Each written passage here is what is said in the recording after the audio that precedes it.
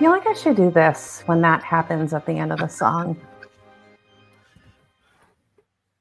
Well, happy CultureCast Day, everybody. I'm super excited to welcome and say hello to my friend Steven Feldman, the president of HABRI, the Human Animal Bond Research Institute. Welcome, Steven. How are you? Thanks so much for having me. I'm doing great. Now, where are you right now? Where are you sitting as we speak? Well, I'm in McLean, Virginia, just outside of Washington, D.C. on a kind of a cloudy day, but it's okay. Everything's good because of our pets. Right. I agree. And you're bringing some sunshine because we're talking about love and joy. That is a feeling that I get when we talk about pets. So I'm super excited to have you. Thank you so much, everyone. I had the chance to meet Steven almost a year ago. It's coming up on our friend anniversary, like for a year, when Steven actually was a speaker at our very first Best Pet Workplaces Summit, which was just down the street here in Playa del Rey.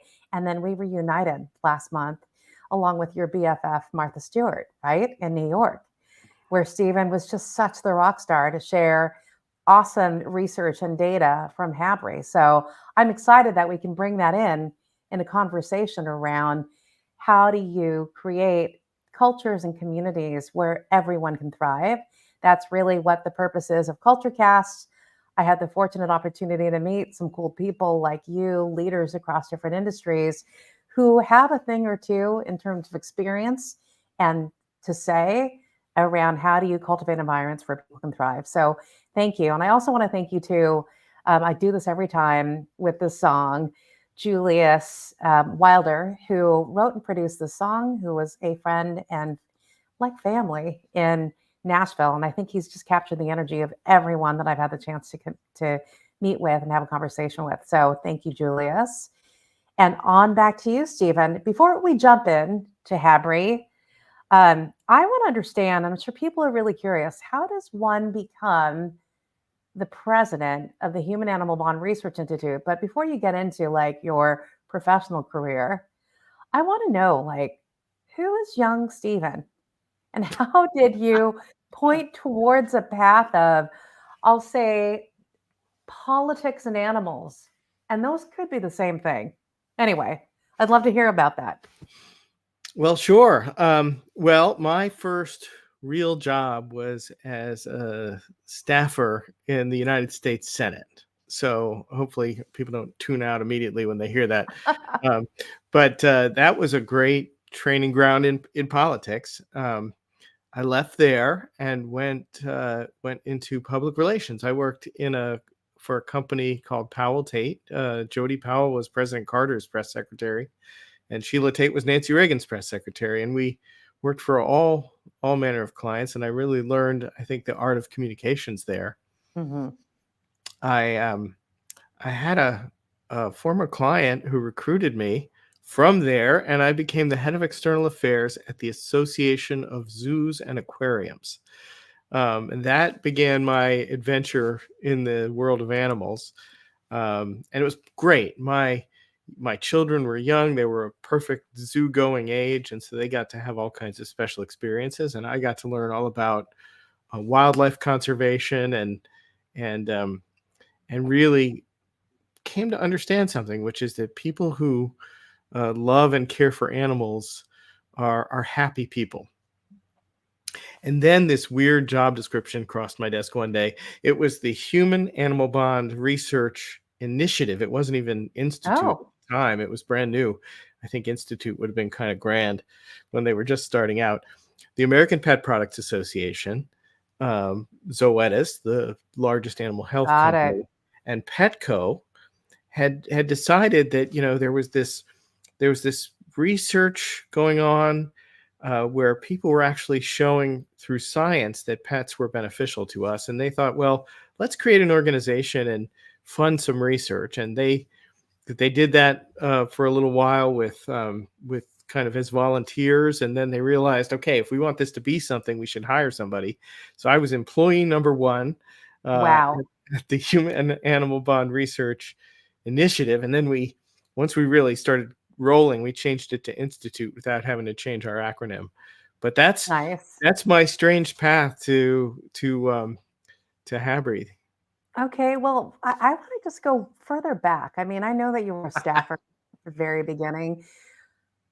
Were you like in drama or were you, and I think, were you an English major? I'm just trying to think about what was that path you took, you know, what was that point in your life that said, I want to go towards a career, I'll just say in communications, with, I'd say politics initially. Well, I was not in drama. I was, believe it or not, and you've met me in person, even though I'm much Yeah. taller on camera. I was a football player in high school, believe it or not. And Right on. um, I always loved history and I loved political science, and that's what I studied in Got it. college. Um, I spent a lot of time studying the Soviet Union, and only to have it collapse right after I got my degree. So I had to do something. Wow. Well, I think it's a very creative pathway to get to HABRI. And I love that the chance to learn navigating skills, I'll just say that, having worked on the Hill or with people on the Hill is interesting. And then dipping into the animal life with the association, really, for zoos and aquariums and being the head of external affairs. Perfect that this job posting for that, which was then the initiative and not the institute, kind of led you here. So I want to dive into this research, right? So there's Sure. awesome research around the human animal bond. I know it's a topic that I'm passionate about for me personally and professionally. Personally, because I'm a fur mom, right? I've got two cats who are brothers, and then they have a sister who you've met. Her name's Akira, a Siberian Husky who travels with us all the time. And just the feeling that I have for myself, the sense of calm and being centered and feeling loved and being capable of loving, the pets automatically do that for me. But then to put science behind it is fascinating. So I'd love for you to kind of dive into what was that core initiative that I think HABRI started with, and what has the research grown to, and what are the key things that with people learning about thriving cultures should they know about the human animal bond? Well, there are researchers all over the world studying this. We fund many of their projects. We actually have a competitive request for research proposals every year, and we get proposals from all over the world, and we fund the best ones. I think it's important to take a step back and say that the human animal bond, the AVMA defines it as a mutually beneficial and dynamic relationship between people and animals. So of course, we're really important for taking care of them, Yeah, making sure they're healthy, but they're also taking care of our health. And the AVMA goes on to say that there are mental, physical, and social benefits for having animals in our lives. So, of course, we study that. So we are looking at there are a number of studies where we're looking just at mental health. We're also hmm, looking at physical health, like the gut microbiome and heart health. And then we're also looking at the benefits of pets um, for people in different situations, like veterans with post-traumatic stress hmm. or children on the autism spectrum. We can find so many benefits for everyone, but in particular, some of these special populations, including, by the way, people who are older and living alone, who can really achieve healthy aging through pet ownership. I love that. And I want to dive into, since we're in the middle of May is Mental Health Month, Mental Health Awareness Month, Yes. I'd love to hear more data around the mental health benefits of that, I think, mutually beneficial relationship that, humans have with their pets. I'd love for you to dive into that. Sure. Well, first of all, in all the surveys we've done, I think in our most recent survey, 87% of people said that their pets had enhanced their mental health. So people universally feel this. And then the studies are showing it. I'll give you an example. Yeah. Just a few months ago, a study at the University of Georgia that we funded was published. And foster cats were placed with older people living alone. and they were given a little help. They were given a little veterinary care and some food and some litter to get them started. And then their loneliness scores and their mental health were measured over Wow. time. And so those older people living alone were less lonely. They had better mental health. And at the end of the study, 97% of them adopted the cats. That's So amazing. that's a good example of the kind of thing we can measure. So there's good measurement of pets reducing stress. There even have been studies to show reductions in blood pressure. I believe And that. then and then we can go further and show reductions in anxiety and in some cases depression, and obviously loneliness is an epidemic in our society, Yeah. and pets can really help with loneliness in a couple of ways. They can provide direct companionship for us when we're by ourselves, but they also help connect us to other people. Neighborhoods with more pets are actually more closer knit. You're more likely to meet people in your neighborhood. I'm sure there are people out there who just know you as Akira's mom. Yeah. Um, so, um, Well, it's funny too. My husband takes Akira to the dog park pretty much every day when we're in Nashville, and we'll actually remember all the dogs' names, right? The ones that Akira plays with. But then we'll be like, okay, what is that, puppy's parents' names? But it's like, but they'll come back and tell me, oh, we ran into Scout or Zeus or whoever, right? All of Akira's friends. So I think that's really funny. You're right. They'll just know you as, oh, you're Akira's mom, right? So anyway, didn't mean to interrupt you, but Oh, no, no, it's funny because this one particular study looked at a number of different communities, including Nashville, and found that neighborhoods with more pets were more closer knit. So that was one of the cities in the study. really, Yeah, who knew? I yeah. believe that. You and I were talking about this in the behind the scenes in the green room before we jumped into the studio. I notice, we travel with Akira, we've moved around with Akira in different parts of the United States. And I notice a big difference. And maybe it's because of the closeness too of how people live. When we were living in Brooklyn, I just feel like that's such a dog friendly city. Everyone almost has a pet. And because we have smaller spaces, we're always going to be outside. But I also find that you're right. When you're part of a community with lots of pets, and it felt that way more dense, I think, in Brooklyn, for example, than like moving back to Southern California and living it in Newport Beach and everything's more spread apart. Um, I agree with you. I think anecdotally, right? People just feel friendlier, that they Well, want to a connect. lot of times pets will organically um, help us develop a more close knit culture. But we can also be intentional about that. We can recognize that there's science behind this and actually intentionally build cultures and communities um, around pets. So whether that's where we live, work, or play, we can rely on this research and what we know about how pets bring us together and actually create a more pet-friendly society and therefore create a more close-knit society.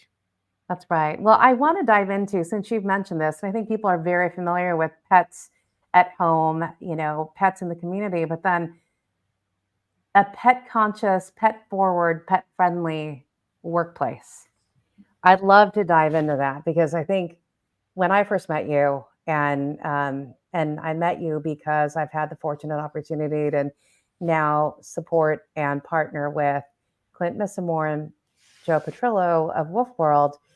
It's like, how do we take this idea of creating connection and community and then bringing that into company culture?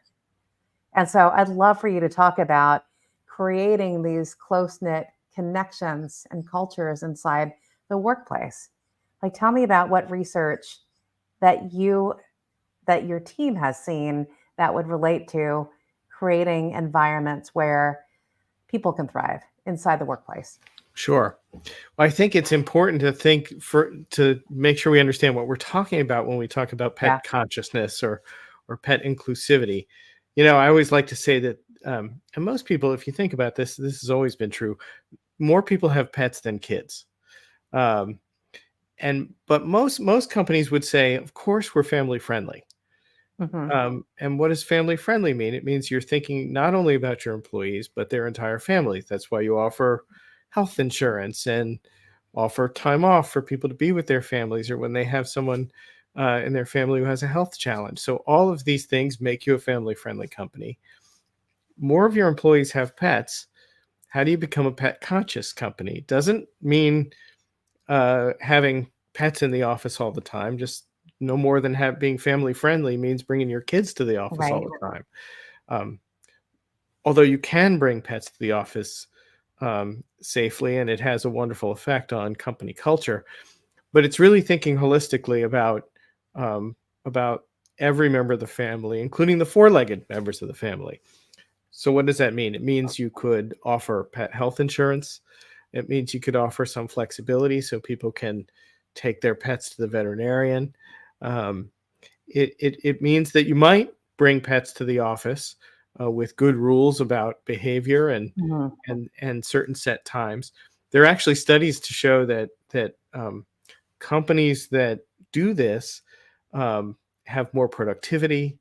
They're better able to attract and retain talent, um, and have people who are more engaged with their own company culture just because they're thinking about the pets.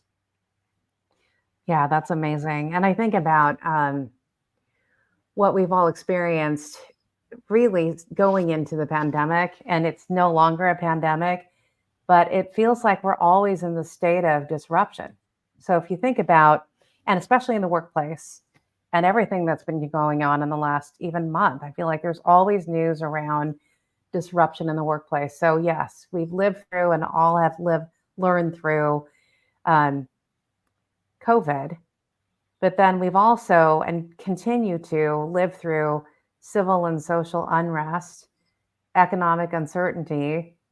Um, I'll continue to say civil and social unrest, which is then causing this agita in the workplace, right? So there's lots of news. I'm not going to throw any companies' names out there where there's a lot of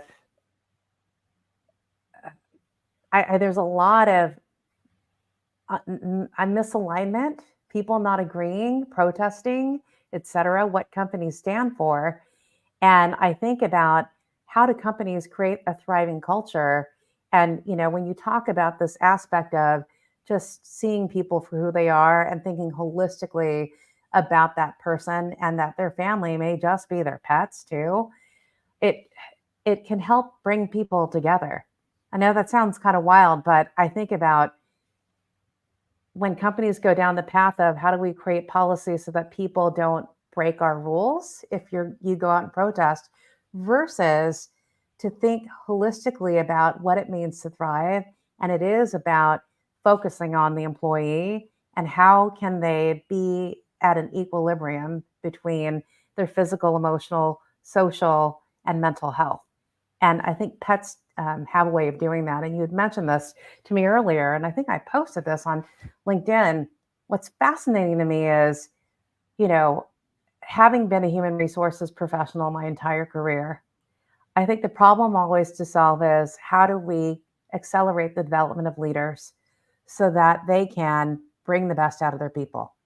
And I think that is a definition of creating a thriving workforce, creating a thriving culture. And teaching those skills are hard because you go through the class or the training, they may stick with it for a month or two, but then there's always like, here's the acronym or the framework that I use. You said this earlier about pets. And I think you said this earlier in our conversation that pets just have a natural way of evoking joy, right? And happiness with people and is kind of a catalyst for connecting people. And so, That is absolutely yeah, true. In fact, there's a really great study that showed that when you're interacting, in this case, it was with your dog, okay. they were able to measure the brain chemistry of the people doing this, and they found an increase in oxytocin, increase in dopamine and serotonin. All the good brain chemicals were going up, and the cortisol, which is your stress hormones, were actually going down. And the very good news also is that the same thing was happening in the dog's brains. So that means, the Interesting. neurochemistry actually supports what you're saying. Pets do make us feel good. They help center us. Um, and that can be really helpful in a workplace context. You mentioned the pandemic. We were all spending a lot of time with our pets if we had the ability to work from home. And I think a lot of people, that was their saving grace, right? To be able to spend time with pets. So now we're working more hybrid. We're coming back to the office more. Um, it's a good time to really think about acknowledging that close relationship that we have with our pets, which only has become stronger. And that's a way of helping people bring their whole selves to the office and to their office culture. Yeah, I love that too. And it's also a way of staying grounded, helping when managers can see their people fully for who they are, right? Including their family, which also includes their four-legged friends and family. Um, and asking people to come back hybrid, if that's the case, at least acknowledging that is a way, yeah, to have that Yeah. that mental balance, right? Of like, okay, my leader, the manager who supports me, actually understands that I also have a family that I take care of at home. And so how do I balance that? Yeah. If there are any supervisors or CEOs watching, we did a workplace pets in the workplace study with Nationwide, and we showed a significantly greater affinity between employees and their supervisors in a pet friendly workplace. So say more about that. Significantly Um, greater affinity. right. So um, it's actually really interesting. It's a technique in social science where you have your circle and then you have the circle of the other person, and you Okay. drag the circles and you overlap them and you stop when you think, you've got your, depending on how close you feel towards that other person. And people had significantly more overlap and more affinity for their supervisors in pet friendly workplaces than not. And we think that's because, again, when companies acknowledge the pets, it really says something about who they are. Yeah.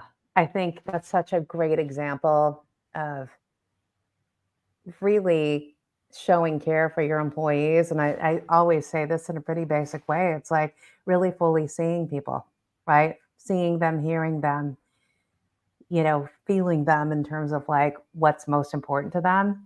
And I love this too, this affinity for supervisors. It's kind of the law of attraction. I'll say this in a healthy way. People, if people perceive that you like them and then take it one step further, like them and acknowledge that pets are part of their life, then they're going to like you back. Right. So to me, it's kind of another way of thinking of the basic laws of attraction and affinity and how people will have the propensity to like someone if they perceive that the person that they're just meeting likes them too. So that's kind of cool. Oh, yeah. There's one study that shows that more spontaneous collaboration across teams occurs when there are pets in the workplace. If you think about it, you people come and they're attracted to pets, and that starts conversations. And somebody might worry that that's kind of a time waster, right, in the office. But actually, what it Right. does is it connects people across teams. It fosters all that in-person collaboration that we've been, that CEOs really want to see in their companies. So pets can be a catalyst for productivity in really positive ways. Yeah, I love that you brought that up. Pets can be a catalyst for productivity and a catalyst for spontaneous collaboration across teams. I at my last company, which was also based in Columbus, and as I would travel, and this was during the pandemic when not everyone was going to the office every day or in the same days, but I was in the office every day for the week that I was there. Every 6 weeks, and of course, Akira would travel. And because the office was still kind of somewhat empty, I always post up in a conference room, and that's where we would work. But before we would even sit down to work, I always have a habit of walking around and seeing who's around, saying hi to everybody. And of course, Akira, and I'm pointing because she's like sitting right next to me right here, would walk around. And like one day, Akira wasn't with me in the office. And everyone's like, well, where is she? Right. So everyone's like, oh, Maurice is coming to the office. And they are just on alert, meaning in a good way, because they're waiting to actually talk to the dog. Not so much me, at least hopefully it was me too. But I hear you. Right. And I think people, that was just a natural connector to actually talk to a leader who isn't in the office that often. I think it's a good kind of icebreaker. And now to think about it, I think about roundtables with new employees. We were hiring a lot of people at one point, and after they were in the company for a couple of months, I would always hold a roundtable, and people would freak out and go, "Well, why does the chief leader want to come in and meet with me? I'm new to the company. I've never had to meet with a CHRO." And it was really more about, hey, we want to hear what's on your mind. Let's talk about the values and purpose of the company. And what I found was by lifting up my phone and saying, hey, I'm Marisa. Here's what I'm all about. I talk about my family, including, my cats and my dog.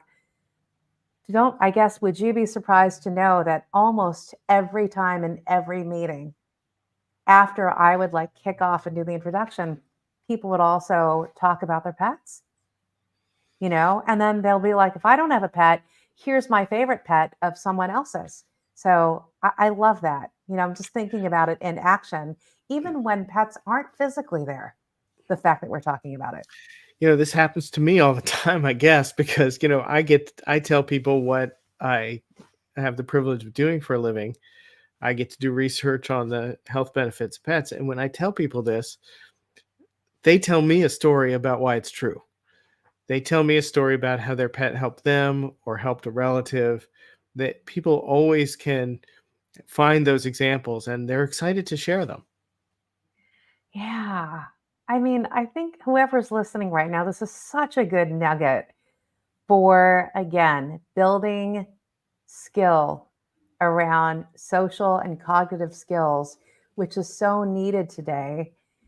I think that's what employees are saying now. The workforce is saying that now with, okay, continuing evolution of technology, including Gen AI, right? And like, well, Gen AI is taking the humanity out of the work. Actually, it's requiring that we have more humanity in the work, right? Because I think companies, on one hand, are thinking, well, this is actually going to increase and accelerate productivity. But then the data shows, the research from McKinsey for specifically, is that people are like, I'm still going to quit 3 to 5 months from now, unless, and my manager and myself, I need to learn better social and cognitive skills to actually deal with people. It's my long way to getting to, if you just have this test of talking about your pets and like even the demeanor, right? When people talk about pets and their experience with them, that's automatically the skill one would say I'm experiencing that you have high, EQ or high social skills that you're able to do that. And so I don't know Well, what your thoughts are on that. pets, there's an authenticity to pets. Studies with kids show that they have um, less screen time, more exercise, and better sleep. And that's certainly true of the adults with pets as well. So uh, I don't even know what the latest is on how much time people spend on their screens. But if you're getting out with your pets, um, you're and spending time interacting with your pets, and that includes, it's not just dog walking, that includes a cat in your lap. Um, those are our real experiences that make us happier and healthier. And if we can encourage that, then we'll have healthier uh, workforces. Yeah, I totally agree. Oh my gosh. Yeah, and you're getting bringing it back to this loneliness epidemic. I think pets being pet conscious in with the contrast of technology taking over all the newest innovation and productivity at work, I think it'll help keep that equilibrium, right? Of just being human and being happy. That's pretty amazing. And by the way, if you think about what we're scrolling, what's some of the best content? It's social media. It's pictures of our pets. right? That's right. It's still, the internet is still about cat videos, in my opinion, and that's the best part of it. Yeah, I love it. And actually, you had some really cool commercials that you showed um, at the meeting we had last month in New York, which were pretty funny with both dogs and cats. And so I agree with you. Well, people can see those at HABRI.org as well as learn about the science. But we did create some great videos to really talk about what this is all about, and I hope people will go take a look. I love that. We will put that in the show notes, happy.org, and they can see the same videos. But since we're talking about New York, I wasn't joking when I said you were rolling and hanging out with your new BFF, Martha Stewart, right? We had the fortunate opportunity to chat with her at the end of the day, and I think you helped us kick off the day with your presentation. But for those who are really on that learning curve, there are a few people who are watching this who are like, I want to watch this as a primer of heading into my first summit for best pet workplaces. Based on your experience, like what was your takeaway from the experience? What did you learn? Who did you meet? Well, first of all, who isn't a fan of Martha Stewart, but you'd be even more of a fan when you know how much she loves and cares for her pets. Yeah, Um, that was something that I wasn't surprised, but I was really happy to know that about her. Um, and I guess that was my big takeaway from the Best Pet Workplaces event in New York, was that everyone had a personal connection and experience with pets, whether it was a childhood pet or a pet that they have now, usually more than one pet. People have that strong connection. And what I learned was that they don't always know what to do with that. And what I loved about the Best Pet Workplaces event was it gave us all practical ways to be pet yeah, conscious, and to bring that into our work. And I hope more people will figure out how to do that. yeah. I love your take on that. Ditto agree with what you have said about Martha and experiencing um, her perspectives on the role that pets play in life and creating an amazing lifestyle. I agree with you on everyone having that personal connection to their own pet story, and then how do they take that a step further and bring it into the workplace. What I also loved from the day, and I think because people are already in this happy vibe, right? So high vibes, just good, well intentioned, compassionate human beings, because we're talking about pets. And I think it's just a certain demeanor too, just how people are with each other. You know, uh, I experience like, wow, this is a really amazing group of people. And there are over 100 or so people there, but to feel that so close knit and people really wanting to make an effort and be intentional about how they connect with each other, I think that's unusual. It's unusual for a summit to come together and to have that vibe. Am I Yeah, thinking? Yeah. these were all really high-powered, busy people in New York City, and the fact that they slowed down to and paid attention and really focused on pets of all things, speaks for itself. Yeah, I know. Well, I'm excited about folks who are joining us for the first time in a couple of days to also get that vibe. Now it's a different coast. It'll be that whole West Coast vibe equally. I think people who are passionate about creating thriving cultures and like curious about how do they bring the whole pet research, pet data into it. So if you were to give leaders who were and employees who are listening in or watching this, what are two or three key points that they should keep in mind if they want to build a case for being more pet friendly, pet forward, pet conscious in the workplace? What are two or three key points? Sure. Well, I think if you're an employee and you're curious about this, I think you should remember that chances are your supervisor or your HR leader, um, they're probably pet lovers too, and that this is a conversation that's easy to have.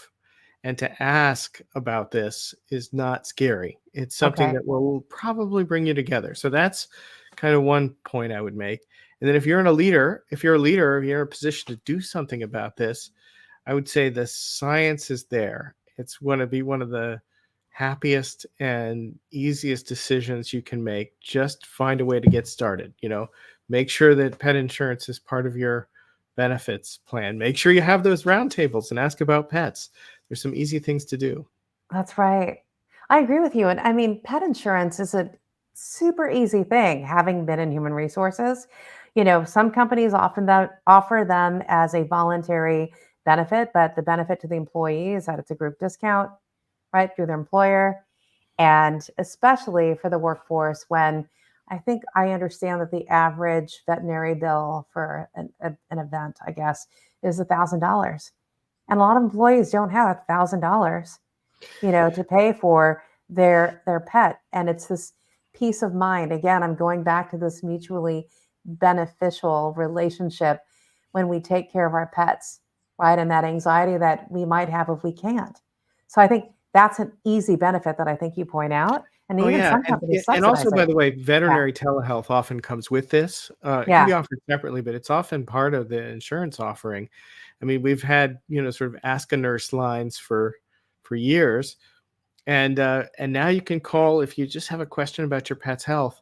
You can call in and speak to a veterinary technician or a veterinarian. So those are some easy things that can be offered just to show how much you care about the employees and their pets. Yeah, I agree.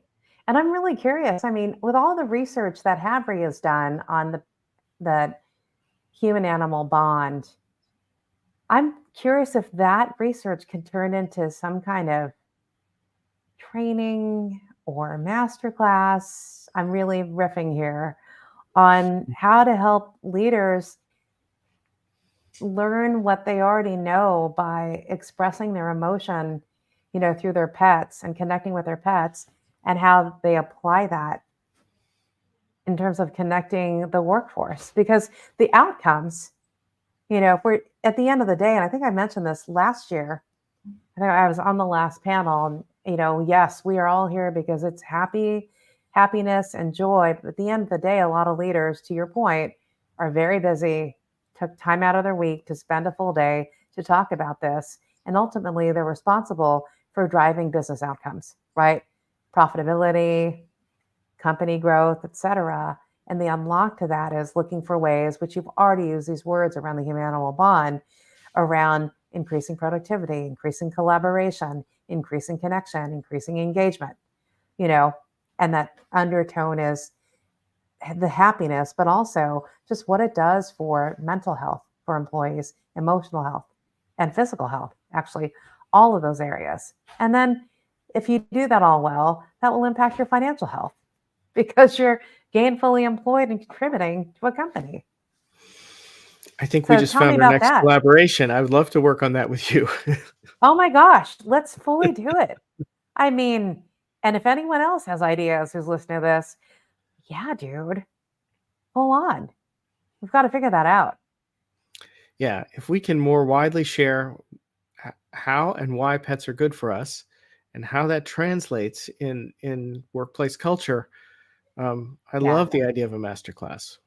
Yeah, I love that. I also love the idea of just if you're doing this naturally, meaning the authentic behavior that you demonstrate with the connection of your pet, how can you transfer that to how you connect with people? I'm just saying. Yeah, I mean, I know that there's some people who probably think this is literally too warm and fuzzy of a topic for them, but I think we have the data to show it really pays off. Yeah, I love it.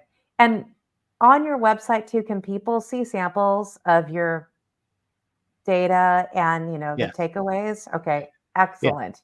Yes, and it's all footnoted. So if you want to dive into the scientific studies behind all that, it's there for you. That's amazing. Now, you were cracking me up, literally warm and fuzzy. Yeah, warm and fuzzy in terms of animals and the topic. So I'm cracking up that you said that. Um, we've talked a lot about animals. We haven't talked about like the pets in your life. You've met Akira. I don't know that I've ever seen your pets.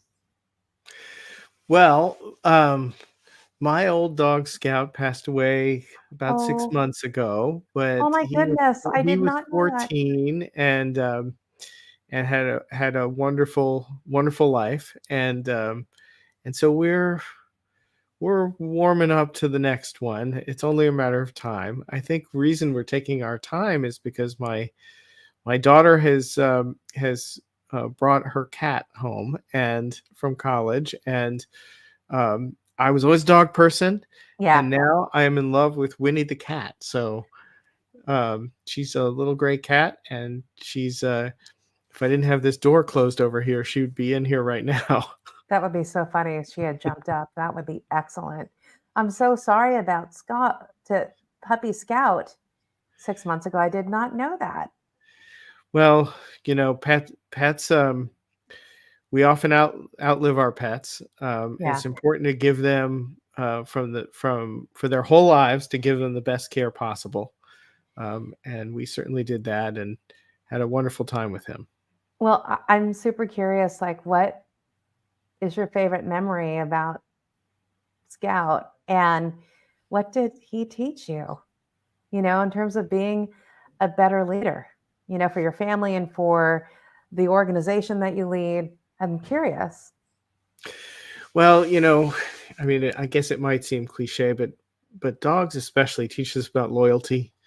Yeah. Um, and I've learned. I think I really it dogs always reinforce two things for me. One is to be loyal to those around you, in particular your coworkers and employees. But the other is this, that our pets always see the best in us. And they always remind me to look for the best in others. It's easy to see flaws. It's easy to see what somebody might not be as good at as someone else. But I'm reminded always, I think, from him to look for people's strengths and look at the best in people. Oh my gosh. I love that you said that. That you always look for the best in others because of your pet looking for the best in you.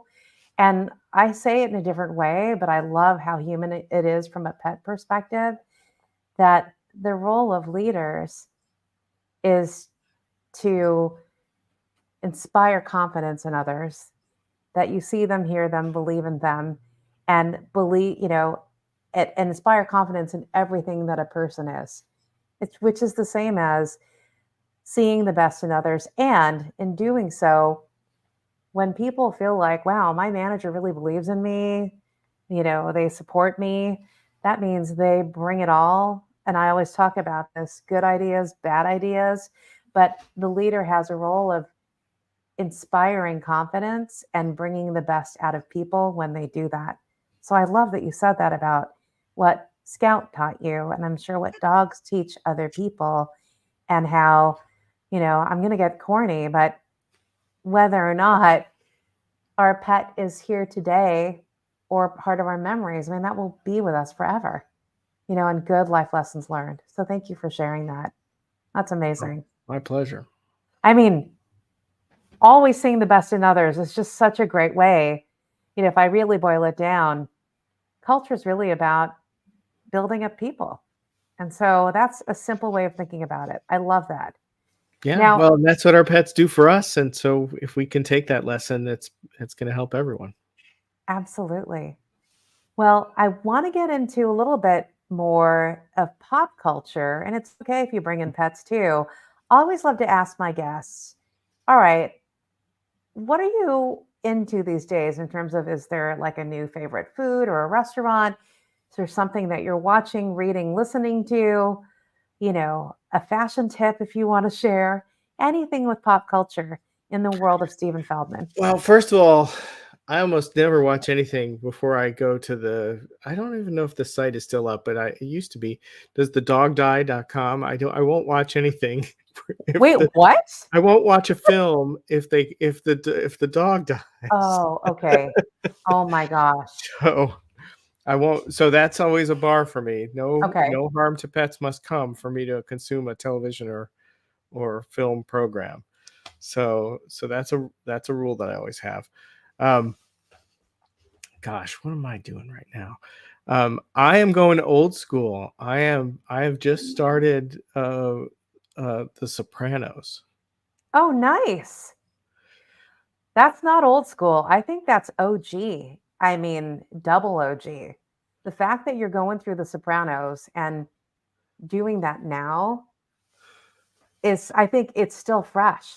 Like it's Right. still fresh and OG, and that is like the life of an OG. Just saying. Like, Oh yeah, it's although it's amazing how plots are better pre-smartphone. right?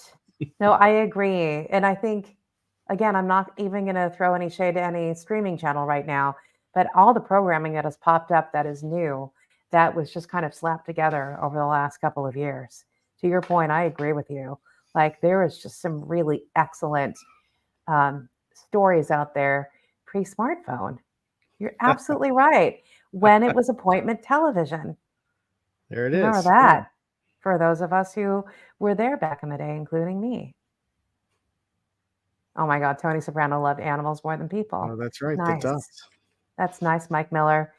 Well, before we wrap, I know that you already talked about HABRI.org to get information on the research, to take a look at these fun videos that I had referenced. What is the best way to get a hold of you besides HABRI.org? Well, here on LinkedIn, you can Okay, certainly cool. find us, and we always try and respond to comments or requests for information because we want to share that. It's part of our nonprofit mission is to not only do the research but to share it as widely as possible and hopefully make the world a better place for pets and people. Well, I'm curious too, and maybe we can find more on your website. What can we be seeing, like the work that HABRI's doing, on the hill, so to speak, that will impact humans and pets? Anything we should be Well, watching out for? well, we host Pet Week on Capitol Hill, and even if you're not in the Washington D.C. area, we do a whole week of virtual programming, really focused on policies related to a more pet-friendly society. So, some of the things that we've done that we're really proud of, for example, and we're still working on this, is there's actually now federal money, a federal grant program to help domestic violence shelters become Wow. pet-friendly. I mean, pets are so important to victims of trauma, and our research has shown this. People won't leave a dangerous situation, nor will they recover unless they Yeah. have their pets with them. So we got a federal grant program going to support domestic violence shelters to be pet friendly. We also got some federal money for the VA to support a service dog program, so that veterans with post traumatic stress can more easily get service dogs, Wow. and a lot of that was based on the research. We're really proud that we funded that research to show how beneficial service dogs are. So when we can follow the research and then actually achieve a policy, that's something that we're really proud of. Oh my gosh, congratulations. And I think everyone is thanking you for, again, helping humanity and helping people thrive in their life. That's amazing. And then Pets on Capitol Hill, say more about that. So, how can people participate in that virtually and in real life? Well, you can go to petnight.com, Okay. which is so we host that, and um, actually, the programming from last year is still on demand and available, but we'll be doing a whole new series of programs in early September and Okay. hosting a big event on Capitol Hill to really bring the power of pets to our lawmakers. And pets aren't even bipartisan; they're nonpartisan. Everybody loves them. You talked you Right. talked about you talked about the divisions in our society. Pets bring everyone together, and we want to Yeah. bring that message as well as the science of the human animal bond so that we can help everyone benefit from pets in their lives. That's amazing. So, we will also include that in the show notes. And what a way for people to get involved. I'm going to go check out the content from last year. And then, when is the actual week or date for pets on Capitol Hill, So the Pet week Night of on Capitol September Hill? 9th this year is going to be Pet Week, and then Okay, Pet Night on Capitol Hill for the folks on the Hill is going to be on the 11th of September. excellent. All right, everyone, take note. I love this. And I'm going to end this with, first of all, thanking you and with a new mantra, which is always look for the best in people. Just like Right your on, dog. Stephen. Just like your dog. And with that, thank you so much. I look forward to seeing you, Stephen, hopefully sooner than Pet Week and Pet Night on Capitol Hill. I hope so. Hopefully sooner than that. But then I look forward to seeing a few of you who are listening in a couple of days in Playa at the Wallace Annenberg Pet Space to join us all at this Collab Cultures Best Pet Workplaces Summit. I'll see you then. And then my next CultureCast, if you're around next week, is on Thursday with Elaine Lynn. And it's about finding your voice and unsilencing yourself. So it'll be really interesting for Mental Health Month. So with that, thank you so much, Stephen. I will see you very soon. And thank you, everyone, for joining us today. I really enjoyed it. Take Thank you so care. much.